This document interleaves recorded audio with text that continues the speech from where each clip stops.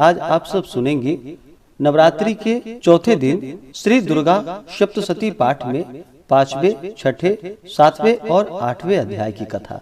तो बोलिए प्रेम से माता दुर्गा की जय। ऋषि बोले, प्राचीन समय में शुंभ निशुंभ दोनों असुरों ने बल के मद में आकर इंद्र का त्रिलोकी का राज्य और यज्ञों के भाग छीन लिए।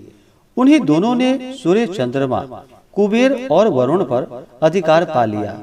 वायु एवं अग्नि का भी काम भी वे ही करने लगे। देवताओं को तो अपमानित, पराजित एवं राज्य भ्रष्ट करके स्वर्ग से निकाल दिया, जिसके अधिकार उन दो असुरों ने छीन लिए थे। सभी पराजित देवता अपराजित देवी का स्मरण करने लगे कि उस देवी का तो हमें वर दिया हुआ है कि आपत्ति काल में मेरा स्मरण करने पर तुम्हारे महान संकट तत्क्षण ही दूर कर दूंगी। यही विचार कर पर्वतराज हिमालय पर सभी देवता पहुँचे। वहां भगवती की स्तुति करने लगे। देवता बोले, देवी एवं महादेवी को नमस्कार हो, शिवा को सदा नमस्कार हो, प्रकृति भद्रा को नमस्कार हो। हम सविनय उस भगवती को प्रणाम करते हैं। रौद्र रूपा को नमस्कार, नित्य स्वरूप गौरी धात्री को नमो नमः हो। ज्योत्सना चिंद रूपिणी चंद्र स्वरूपा सुखमयी को निरंतर नमो नमः। प्रणाम करने वालों की उन्नति करने वाली सिद्धि स्वरूपा को नमस्कार हो। दैत्यों की लक्ष्मी, राज्य लक्ष्मी, शंकर पत्नी माता जी को नमो नमः हो। दुर्गा संकट से पार कराने वाली दुर्गा पारा, सारूप सारा, सर्वकारिणी, ख्याति, कृष्णा, ध्रुमा देवी को निरंतर नमस्कार हो। अत्यंत सुंदर एवं अत्यंत भयंकर रूप उस देवी को बार बार प्रणाम हो। जगत की प्रतिष्ठा रूपा कीर्ति देवी को नमो नमः हो। जो देवी सभी प्राणियों में चेतना भरती जाती हैं, उन्हें नमस्कार, उन्हें नमस्कार, उन्हें बारंबार नमस्कार हो। जो देवी सभी प्राणियों में निद्रा रूप में कही गई हैं, उन्हें नमस्कार, उन्हें बारंबार नमस्कार। जो देवी सभी जंतुओं में सुधा और छाया तथा तृष्णा रूप से स्थित हैं, उसे बार बार नमस्कार हो। जो देवी सभी प्राणियों में क्षमा, शक्ति तथा तृष्णा रूप से स्थित हैं, उसे नमस्कार, उसे नमस्कार, उसे बारंबार नमस्कार हो।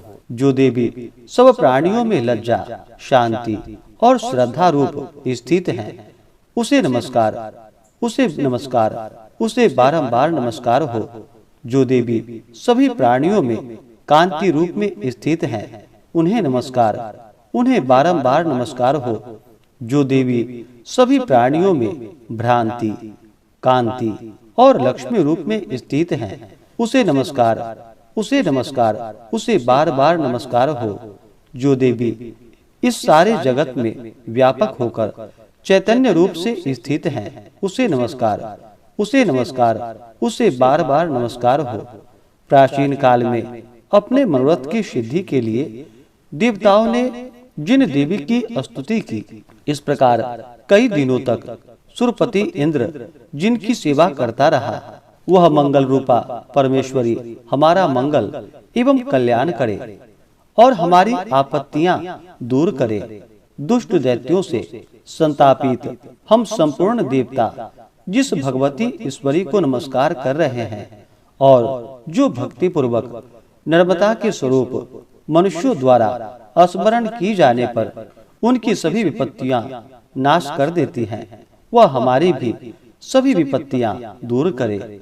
ऋषि बोले कि हे राजन, देवता लोग जब इस प्रकार भगवती की स्तुति कर रहे थे, उस समय श्री गंगा जी के जल में स्नान करने के लिए श्री पार्वती जी आई। उस समय सुंदर भौहों वाली पार्वती जी ने देवताओं से कहा कि आप लोग किसकी स्तुति कर रहे हैं। तब उनके शरीर कोश से प्रकट होकर शिवा बोली, देवताओं, शुंभ दैत्य से सताए हुए एवं संग्राम में निशुंभ से पराजित हुए मिलकर मेरी ही स्तुति कर रहे हैं। श्री पार्वती जी के शरीर कोश से तभी श्री अंबिका जी का प्राकट्य हुआ। इसी कारण सारे संसार में वह कौशिकी नाम से प्रसिद्ध है। इस प्रकार जब कौशिकी प्रकट हुई तब श्री पार्वती जी काली के रूप में हो गई। हिमालय में रहने के कारण इनका काली का नाम विख्यात हुआ। इसके अनंतर शुंभ निशुंभ के नौकर चंड तथा मुंड ने वहां आकर उस अंबिका देवी को देखकर, जो उस समय परम सुंदरता धारण की थी, उन दोनों ने शुंभ दैत्य को जाकर कहा कि हिमालय को अपनी कांति से प्रकाशित करती हुई परम सुंदर स्त्री वहां बैठी है। वैसा उत्तम परम सुंदर रूप किसी ने भी कहीं नहीं देखा होगा। हे असुरराज, वह देवी कौन होगी? इस बात का आप ही पता लगाइए और उसे ग्रहण करें। वह स्त्री क्या है? रत्न ही है। उसके तो सभी अंग बड़े मनोहर हैं। अपनी दिव्य कांति से दिशाओं को प्रकाशित कर रही है। हे दैत्येंद्र, वह बैठी हुई है, आप उसे देख सकते हैं। हे प्रभु, जैसे भी हो आप उसे ग्रहण कीजिए। ऋषि बोले, तब चंड मुंड के वचन सुनकर शुंभ ने महाअसुर सुग्रीव को दूत बनाकर देवी के पास भेजा और कहा कि तुम मेरी ओर से उनसे इस प्रकार कहना और इस प्रकार का उपाय करना, जिससे कि वह प्रसन्न होकर अत्यंत शीघ्र ही यहाँ आ जाए। यह सुनकर वह दैत्य पर्वत के उस प्रदेश में पहुंचा, जो कि अत्यंत सुंदर था। वहां ही देवी खड़ी थी। वहां जाकर उसने देवी को बहुत मधुर वाणी द्वारा कोमल वचन कहे। दूत बोला कि हे देवी, दैत्यों का स्वामी शुंभ तीनों लोकों में परमेश्वर है। मैं उसका दूत हूँ। आपके पास उसने भेजा है। मैं यहाँ आया हूँ। सभी देव जातियों में कोई भी ऐसा देवता नहीं जो उसकी आज्ञा न मानता हो। उसने सभी देवताओं को परास्त कर दिए हैं। अब आपके लिए उसका जो संदेश है वह मुझसे सुनिए। उसने कहा, सारा त्रिलोक मेरा हो चुका है। सभी देवता मेरे अधीन हैं। सभी यज्ञ भाग पृथक पृथक करके मैं ही पा रहा हूँ। त्रिलोक भर में उत्तम सभी रत्न मेरे अधीन हो चुके हैं। उसी प्रकार इंद्र के वाहन श्रेष्ठ ऐरावत हाथी को मैंने छीन लिया है। देवताओं ने क्षीर समुद्र से उत्पन्न उच्चैःस्रवा नामक अश्वरत्न प्रणाम करके मुझे भेंट कर दिया है। और भी जितने देव गंधर्व एवं नागों के पास रत्न रूप वस्तुएं थी, सबकी सब हे सुंदरी मेरी हो चुकी है। हे देवी, अब हम आपको स्त्रियों में एक रत्न मान रहे हैं। इस कारण आपको भी हमारे पास आ जाना चाहिए, क्योंकि हम तो रत्न के भोक्ता हैं। अब आपकी इच्छा है कि मुझे अथवा मेरे पराक्रमी भ्राता निशुंभ को इन दोनों में से किसी को वर ले, क्योंकि आप रत्न रूप हैं। मेरे साथ विवाह कर लेने से आपको अतुल ऐश्वर्य प्राप्त हो जाएगा। यह अपनी बुद्धि के द्वारा सोच ले, फिर मेरे साथ विवाह कर ले। ऋषि बोले, जब इस प्रकार देवी से दूत ने कहा, तब वह जगत को धारण करने वाली भगवती देवी जी गंभीर होकर मंद मुस्कान करके बोली कि हे दूत, तुमने जो कुछ कहा वह सत्य है, मिथ्या कुछ भी नहीं। इसमें संदेह नहीं है कि शुंभ त्रिलोक का स्वामी है और निशुंभ भी वैसा ही है। किंतु मैंने भी प्रतिज्ञा की हुई है, उसे किस प्रकार से मिथ्या करूं? प्रतिज्ञा इस प्रकार है कि जो मुझे युद्ध में जीत ले एवं मेरा अभिमान तोड़ दे और संसार में मेरे समान बलधारी हो, वही मेरा भर्ता होगा। शुंभ आए अथवा महाअसुर निशुंभ आ जाए, मुझे जीतकर मेरा शीघ्रता से पानी ग्रहण करे। दूत बोला, देवी, तुम्हें अभिमान है जो इस प्रकार की बातें मेरे सामने कर रही हो। कहो, भला त्रिलोक में ऐसा कौन सा पुरुष है जो शुंभ निशुंभ का सामना कर सके? सारे देवता तो दूसरे दैत्यों का सामना भी नहीं कर सकते हैं। तू तो स्त्री है, फिर भी अकेली है। युद्ध भूमि में इंद्रादिक सभी देवता जिन शुंभ आदि दैत्यों के सामने न ठहर सके, भला तू स्त्री होते हुए उसका सामना कैसे कर सकोगी? इस तरह चले चलने से तुम्हारी प्रतिष्ठा होगी, अन्यथा जब वे तुम्हारे केश पकड़कर घसीटते ले जाएंगे तो तुम्हारा गौरव नष्ट हो जाएगा। देवी बोली कि हे दूत, इसमें कोई संशय नहीं कि शुंभ बलवान है और निशुंभ भी पराक्रमी है, पर मैं करूं तो क्या करूं? प्रतिज्ञा करने से पहले यह मैंने नहीं सोची थी। अब तो तुम जाकर असुर राज से मेरी बात कह दो, फिर जो समझे वह करे। इस प्रकार से श्री दुर्गा सप्तशती में 5वें अध्याय की कथा पूर्ण हुई। तो बोलिए प्रेम से माता दुर्गा की जय। श्री दुर्गा सप्तशती 6ठे अध्याय की कथा। ऋषि बोले, देवी के इस प्रकार के वचन सुनकर दूत क्रोध से लाल होकर वहां से चला आया। आते ही दैत्यराज को विस्तार के साथ सभी बातें सुना दी। दूत के वचन सुनते ही दैत्यराज क्रोध से भर गया। दैत्यों के सेनापति धर्मलोचन से बोला, हे धर्मलोचन, तुम देर मत करो, अपनी सेना के साथ वहां जाकर उस दुष्टा को केशों से पकड़कर बलपूर्वक घसीटते हुए यहाँ जल्दी से आओ। उसकी रक्षार्थ यदि कोई दूसरा वहां उपस्थित हो, चाहे वह देवता, यक्ष, गंधर्व कोई भी हो, उसे मार डालो। ऋषि बोले, आज्ञा पाते ही वह धर्मलोचन दैत्य 60,000 असुरों की सेना लेकर शीघ्र चल पड़ा। वहां पहुंचकर उसने हिमालय पर विराजमान देवी को देखा और ऊंची आवाज में बोला, अरे तू शुंभ निशुंभ के पास चल।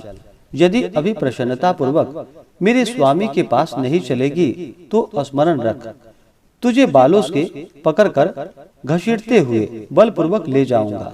देवी बोली, इसमें संशय नहीं है कि तुम्हें दैत्येश्वर ने भेजा है। तुम स्वयं भी बलवान हो, बड़ी भारी सेना भी साथ ले आए हो।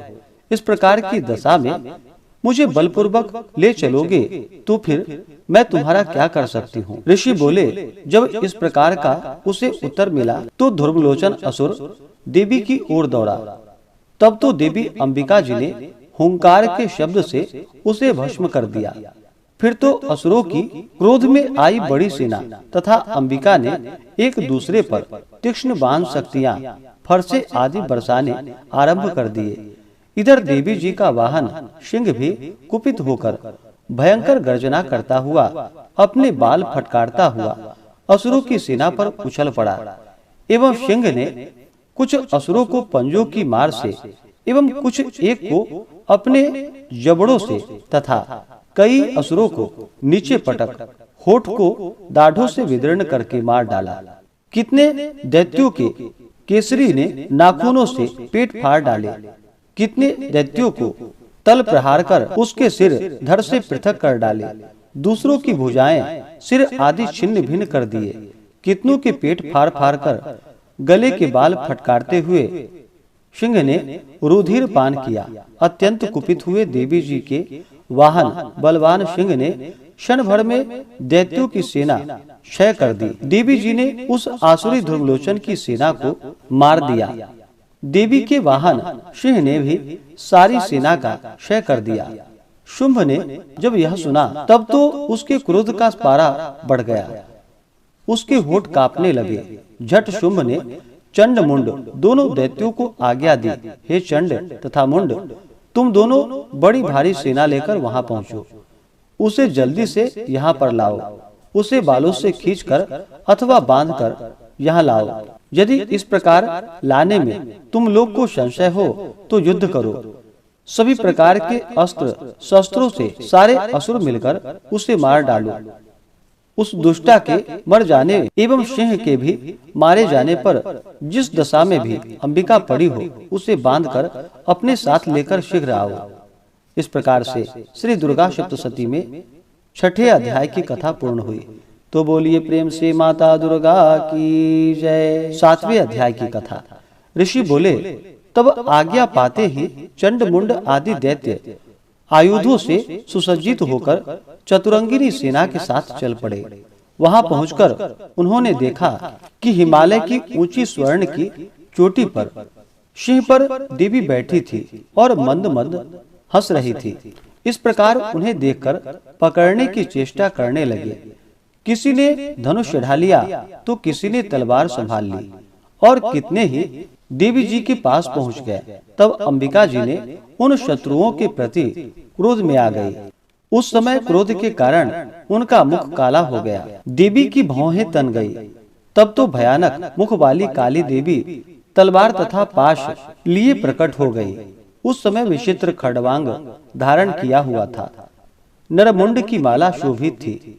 चीते के चर्बस की साड़ी पहनी थी। शरीर का मांस सूखा दिखाई देता था। अत्यंत भयानक रूप था। मुख को विस्तार से खोल रखा था। लपलपाती हुई जिह्वा और भी भयानक थी। धसी हुई लाल लाल आंख थी। अपनी गर्जना से सभी दिशाओं को भर दिया था। तब तो बड़े वेग से दैत्य सेना पर टूट पड़ी। बड़े बड़े असुरों को मारती हुई उनका भक्षण करने लगी।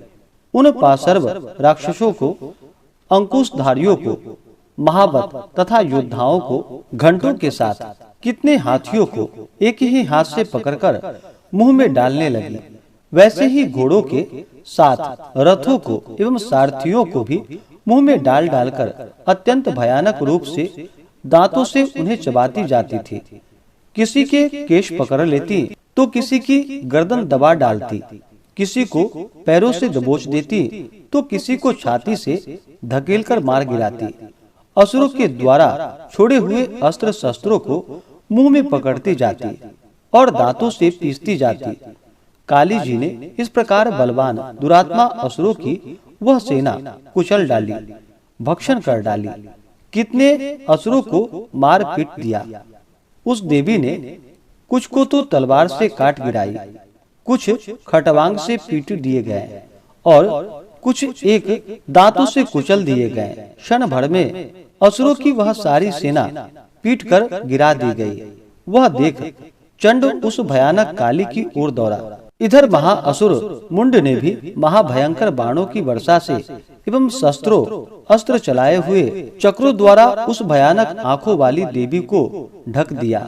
वे अनेकों चक्र देवी के मुख में प्रवेश करते हुए इस प्रकार दिखाई देने लगे जैसे बहुत से सूर्य बिंब बादलों के पेट में समाते जा रहे हो। तब तो जिसके भयानक मुख के भीतर जिनका देख सकना भी कठिन था, ऐसे दांतों के प्रकाश से दमकती हुई अत्यंत क्रोध में आकर भयानक गर्जना करती हुई वह काली भी अट्टहास करने लगी। हुम हुम करती हुई बहुत बड़ी तलवार लिए हुए देवी चंड पर कूद पड़ी। उसके बालों को पकड़कर उसी तलवार से झट चंड का सिर काट दिया। तब चंड को इस प्रकार मारा गया देखकर मुंड देवी की ओर दौड़ा। कुपित काली देवी ने तलवार से मारकर पृथ्वी पर मुंड को भी गिरा दिया।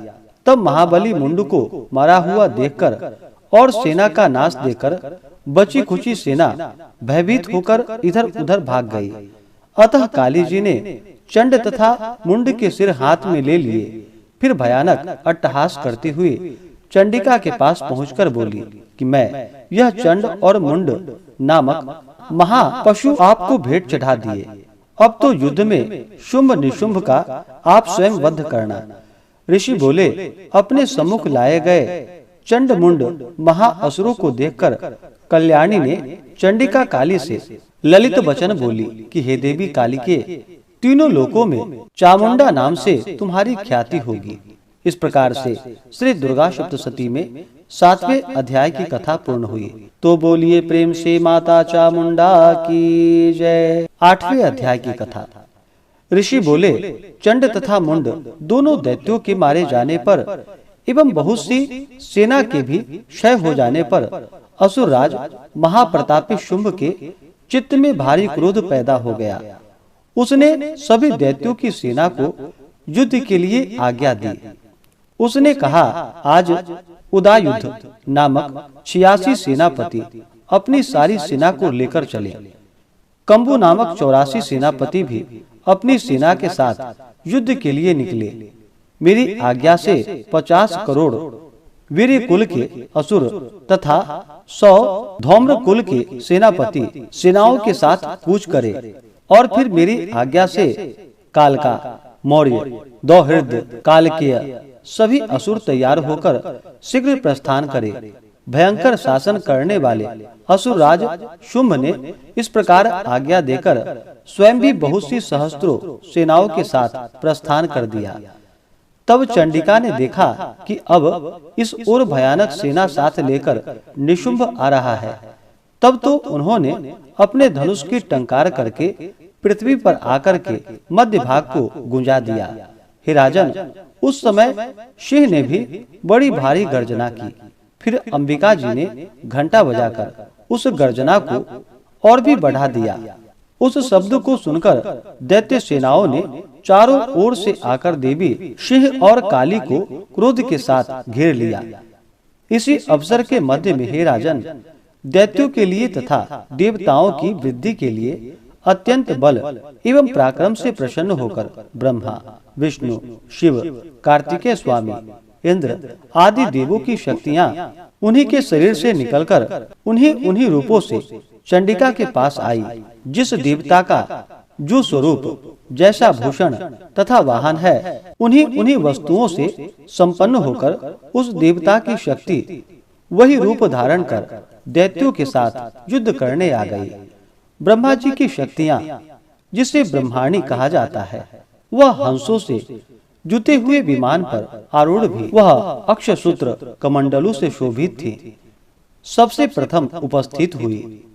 माहेश्वरी की शक्ति वृषभ पर विराजमान सुंदर त्रिशूल धारण किए, महासर्पों के कंकण धारण किए, मस्तक पर चंद्र रेखा सुशोभित थी, वह माहेश्वरी शक्ति आई। कार्तिक स्वामी की शक्ति हाथ में शक्ति लिए मोर पर आरूढ़ गुह रूपिणी कौमारी अंबिका शक्ति दैत्यों से युद्ध करने आई। वैसे ही विष्णु की शक्ति गरुड़ पर सवार होकर शंख, चक्र, गदा, शांग एवं शंख हाथ में लिए वह वैष्णवी शक्ति आ गई।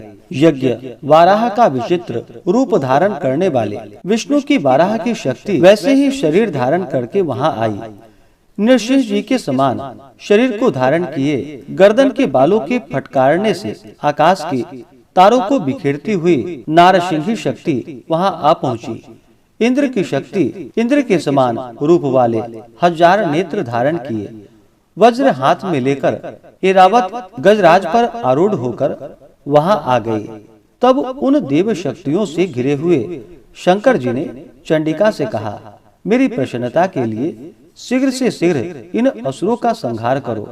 तब देवी के शरीर से अत्यंत भयानक सैकड़ों गिदरियों की भांति हूं करती हुई बड़ी चंडिका शक्ति प्रकट हो गई। तब उस अपराजिता देवी ने धुएं जैसी जटा वाले शिव से कहा, भगवान, आप दूत बनकर शुंभ निशुंभ के पास जाएं। वहां जाकर उन महाअभिमानी शुंभ निशुंभ दानवों को तथा युद्ध में आए हुए दूसरे दानवों को भी कहें कि हे दानवों, यदि तुम लोग जीना चाहते हो तो त्रिलोक का राज्य इंद्र प्राप्त करे, सभी देवता यज्ञ भाग पाएं और तुम लोग पाताल में चले जाओ। यदि तुम्हें कुछ बल का अभिमान हो और युद्ध की अभिलाषा हो तो आ जाओ। तुम्हारे मांस से यह मेरा गिदरियां तृप्त हो जाएं। इस दूत रूप में स्वयं शिव को ही देवी जी ने नियुक्त किया। वह शिव शक्ति संसार में शिवदूती इस नाम से विख्यात हुई। जबकि शिव द्वारा कथित देवी जी के वचन उन महाअसुरों ने सुने तो बड़े क्रोध में आ गए और वहां कात्यायनी देवी स्थित थी, उस ओर बढ़ने लगी। वह कुपित होकर उन देव शत्रुओं ने बाण, शक्ति, रिष्टि आदि आयुधों से देवी जी पर पहले वर्षा करना आरंभ कर दिया। तब टंकार करके धनुष द्वारा पैने पैने बाण छोड़कर देवी जी ने खेल ही खेल में उनके फेंके हुए बाण, शूल, शक्ति, परशु आदि शस्त्रों को काट डाला। फिर काली भी उसके सामने होकर शत्रुओं को शूल के प्रहारों से चीरती फाड़ती हुई खटवांग से कुचलती मारती विचरण करने लगी। इधर ब्राह्मणी शक्ति भी जिस ओर दौड़ती उस ओर अपनी कमंडलू का जल छिड़क देती, जिससे शत्रुओं का पराक्रम एवं तेज नष्ट हो जा रहा था। माहेश्वरी शक्ति ने त्रिशूल द्वारा, वैष्णवी शक्ति ने चक्र द्वारा और कौमारी शक्ति ने शक्ति द्वारा उन दैत्यों का क्षय करना आरंभ कर दिया। ऐन्द्रिय शक्ति के वज्र गिराने से सैकड़ों दैत्य दानव विदीर्ण हो होकर रुधिर के पनाले बहाते हुए पृथ्वी पर गिरने लगे। वाराही शक्ति ने तो कुछ एक को तुंड प्रहार से मार गिराया। कितने दैत्यों की छातियां अपनी दाढ़ों के अग्रभाग से चीर डाली। वाराह मूर्ति ने चक्र द्वारा बहुत से दैत्य चीर फाड़ डाले। कितने महादैत्यों को नारसिंही शक्ति अपने नाखूनों से विदीर्ण करके खाने लग गई। कितने दैत्य शिवदूती के कठोर अट्टहास से भयभीत होकर पृथ्वी पर गिरते गए, फिर उन्हें वह खाती गई। इस प्रकार वह अत्यंत कुपित होकर अनेकों उपायों द्वारा बड़े बड़े दैत्यों को मारते हुए मातृगण को देखकर दैत्य शत्रुओं के सैनिक भाग निकल गए। उन दैत्यों को मातृगण से पीड़ित होकर भागता हुआ देखकर क्रुद्ध हुआ महाअसुर रक्तबीज युद्ध करने के लिए आ धमका। रक्तबीज के वज्रमय शरीर से एक भी रुधिर बिंदु जब पृथ्वी पर गिरता तब उसी के समान बलवान दूसरा असुर पैदा हो जाता। उस महाअसुर ने आकर ऐन्द्रिय शक्ति के साथ युद्ध किया। तब ऐन्द्रिय शक्ति ने अपने वज्र के द्वारा रक्तबीज की ताड़ना की। वज्र के लगते ही उसके शरीर से बहुत सा रुधिर बहने लगा। रुधिर की एक एक बूंद से बहुत से असुर योद्धा पैदा हो गए, जिसका रूप पराक्रम रक्तबीज के समान था। जितनी भी रक्त की बूंदें शरीर से गिरी, उतने ही उसके सदृश बलवीर पराक्रमी असुर उत्पन्न हो गए। वे रक्त से उत्पन्न हुए असुर भी अत्यंत भयानक अस्त्र शस्त्र से सुसज्जित मातृगणों के साथ लड़ने लगे। फिर ऐन्द्रिय ने वज्र से उसका सिर तत्क्षण विक्षिप्त कर दिया। उससे रुधिर बह उठा। तब पुनः हजारों असुर उस रुधिर से पैदा हो गए। वैष्णवी शक्ति ने चक्र द्वारा उन्हें मारा। ऐन्द्रिय ने गदा द्वारा असुरराज की ताड़ना की। वैष्णवी ने चक्र से क्षत होने पर उसके शरीर से यूं ही रुधिर अस्त्राव हुआ। उससे हजारों उसी के समान महाअसुर पैदा हो गए, जिनसे संपूर्ण जगत भर गया। उन्हें कौमारी ने शक्ति से मारा, वाराही ने तलवार से, माहेश्वरी ने महाअसुर रक्तबीज को त्रिशूल से हनन किया। उस दैत्य ने भी गदा द्वारा सभी मातृगणों को पृथक पृथक मारा। उस समय रक्तबीज बड़े क्रोध में समाविष्ट था। शक्ति, शूल आदि आयुधों से कई बार विक्षिप्त होने पर उसके शरीर से रक्त प्रवाह के पृथ्वी पर गिरते ही सैकड़ों असुर उत्पन्न हो चुके। दैत्यों के रुधिर से उत्पन्न उन असुरों से सारा जगत व्याप्त हो गया। तब तो देवता अत्यंत भयभीत हो गए। देवताओं को डरा एवं उदास देखकर तब शीघ्र ही चंडिका ने काली से कहा, चामुंडे, अपना मुख तुम और भी विस्तार से फैला लो। मेरे शस्त्र की मार से गिरते हुए रुधिर बिंदु तथा बिंदुओं से उत्पन्न महादैत्यों को अपने वेगवान मुख द्वारा खाती जाओ। युद्ध भूमि में रुधिरोत्पन्न इन महान दैत्यों का भक्षण करती हुई घूमती रहो। इस प्रकार कहकर चंडिका ने रक्त बीज पर त्रिशूल से प्रहार किया। फिर काली ने रक्त बीज का सारा रुधिर मुख से ग्रहण कर लिया। उस दैत्य ने भी चंडिका पर गदा चलाई, किंतु उस गदाघात द्वारा चंडिका को कुछ थोड़ी सी वेदना न हुई। रक्त बीज के क्षत विक्षिप्त शरीर से जो बहुत सा रुधिर गिरने लगा, उसे चंडिका मुख द्वारा पीती गई, और जो रक्तपान से दैत्य उत्पन्न हो गए थे, उन्हें भी मुख में डाल गई। इस प्रकार चामुंडा सभी दैत्यों को खा डाली और रक्त बीज का रुधिर पी डाली। तब देवी ने शूल, वज्र, तलवार, रिष्टि आदि आयुधों से हीन उन महाअसुर रक्त बीज को मार दिया। शस्त्र समूह से आहत होकर वह पृथ्वी पर गिर पड़ा। रुधिर तो उसका चामुंडा ने ही पी लिया था। उसकी मृत्यु होने पर देवता परम प्रसन्न हुए। मातृगण उसके रुधिर पान के मद से उन्मत्त होकर नृत्य करने लगी। इस प्रकार से श्री दुर्गा सप्तशती में 8वें अध्याय की कथा पूर्ण हुई। तो बोलिए प्रेम से माता दुर्गा की जय, नव दुर्गा देवी की जय, माता महाकाली, महालक्ष्मी, महासरस्वती माता की जय। इसी प्रकार से ज्ञानवर्धक जानकारियाँ प्राप्त करते रहने के लिए, व्रत पूजा के बारे में जानने के लिए, कथा को सुनने के लिए चैनल पे अगर आप पहली बार आए हैं तो चैनल को लाल बटन दबा करके सब्सक्राइब करें, साथ में बेल आइकन घंटी को दबाएं ताकि आने वाली वीडियो का नोटिफिकेशन आपको समय से मिलता रहे।